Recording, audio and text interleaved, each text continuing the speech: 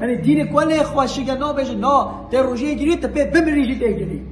نه دین کل ظلم و زلالتا حاشا نه دینک دیکتاتور لغا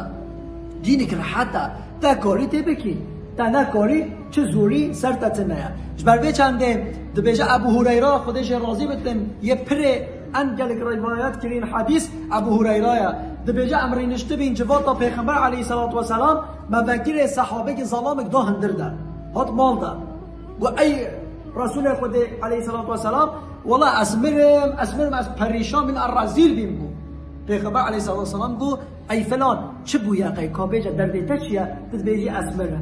دبیجه یا رسول خود علیه الصلاه و السلام دبیجه روجی بیم اچو جم پیرگاه خو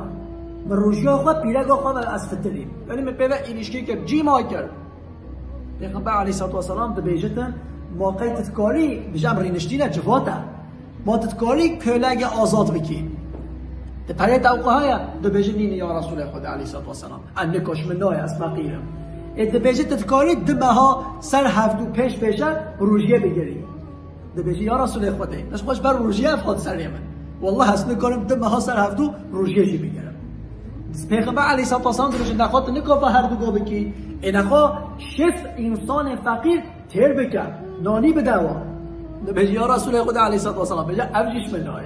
پیغمبر علیه الصلاه و السلام تبسم دکرد صد کند عجب بینه پیغمبر علیه الصلاه و السلام چه بجی زمان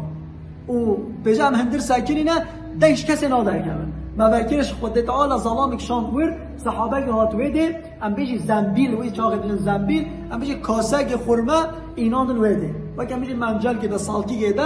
خورما ایناندن بو پیغمبر علیه الصلاه و السلام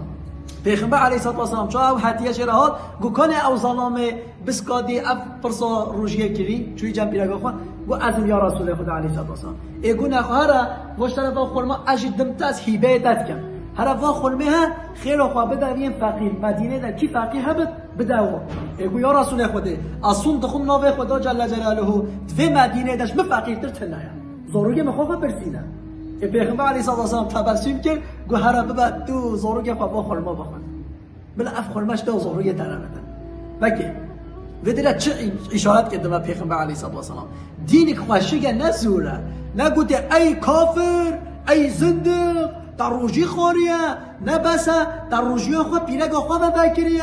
تو زناکری تو مندبوری تو زندقی در که بجوید تفدیناکی وره نکرد پیغمبر علیه الصلاه و السلام اخلاق خوشک چون دین اسلام دین ادب حیا خوشگه گوته کاورینه درد خوشی را گو چالش الحمدلله جره دیدن تبسم که گو هر وا خورما تو پیرگاه خو بخونه تو زاروگ خو بخونه